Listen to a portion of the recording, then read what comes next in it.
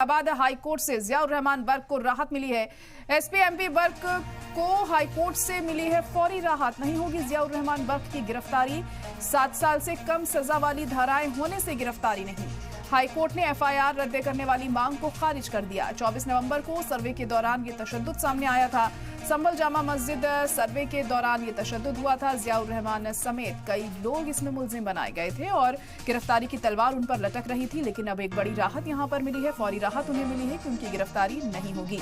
तो इलाहाबाद हाईकोर्ट की तरफ से जियाउर रहमान बर्क को ये राहत मिली है। उनके लिए अच्छी खबर सामने आई है। समाजवादी पार्टी के एमपी बर्क को हाईकोर्ट से फौरी राहत मिली है और अब जियाउर रहमान बर्क की गिरफ्तारी नहीं होगी।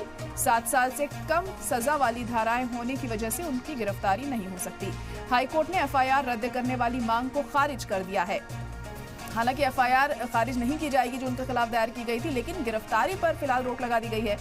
24 नवंबर को सर्वे के दौरान ये तशद्दुद सामने आया था, जिसके बाद से ही हम देख रहे हैं जियाउर रहमान बर्क की जो दिक्कतें हैं वो भी बढ़ती चली जा रही हैं। हालांकि वो खुद को बेकसूर बता रहे हैं और कह रहे हैं कि तशद्दुद वाले दिन तो वो वहां पर थे ही नहीं। उसके बावजूद भी उनके खिलाफ तमाम एफआईआर दर्ज की गई है। हालांकि एफआईआर खारिज करने की मांग उन्होंने अपनी अर्जी में की थी, मगर इस मांग को खारिज कर दिया गया है और जो एक राहत उन्हें मिली है वो ये मिली है कि उनकी गिरफ्तारी नहीं होगी, क्योंकि 7 साल से कम वाली धाराएं लगाई गई हैं। इस वजह से फिलहाल गिरफ्तारी पर रोक है।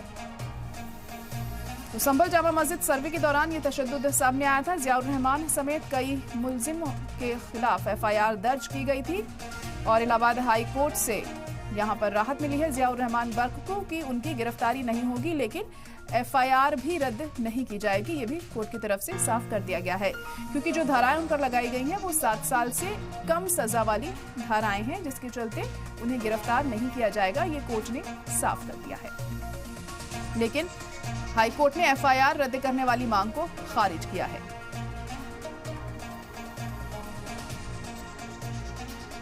संभल तशद्दुद के दौरान जियाउर रहमान बर्क समेत कई लोगों पर एफआईआर दर्ज की गई थी।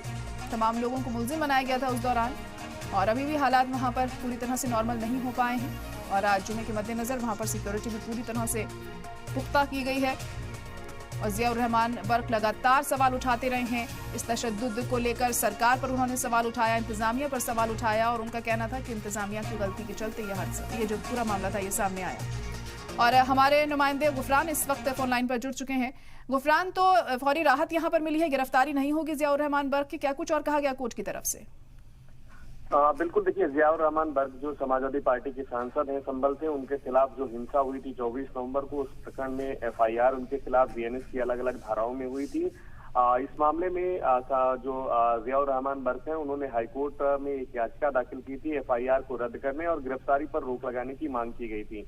कोर्ट में आज इस पूरे मामले की सुनवाई हो रही थी। इस दौरान कोर्ट ने पाया कि जो धाराएं लगाई गई हैं उन धाराओं में 7 साल की से कम की सजा है, ऐसे में गिरफ्तारी नहीं होगी। ये जो है राहत फौरी तौर पर जो है इनको मिली है। जियाउर रहमान बर्क की जो गिरफ्तारी है वो फिलहाल नहीं होगी। हालांकि उनकी एक मांग ये थी कि जो एफआईआर है उसको क्वेश किया जाए, यानी रद्द किया जाए। कोर्ट ने इस मांग को नहीं माना, यानी इस मांग को उनकी खारिज किया है। फौरी तौर पर यह राहत जरूर है कि अब उनकी गिरफ्तारी इस पूरे मामले में नहीं होगी। ये एक तरीके से उनके लिए राहत भरी खबर है।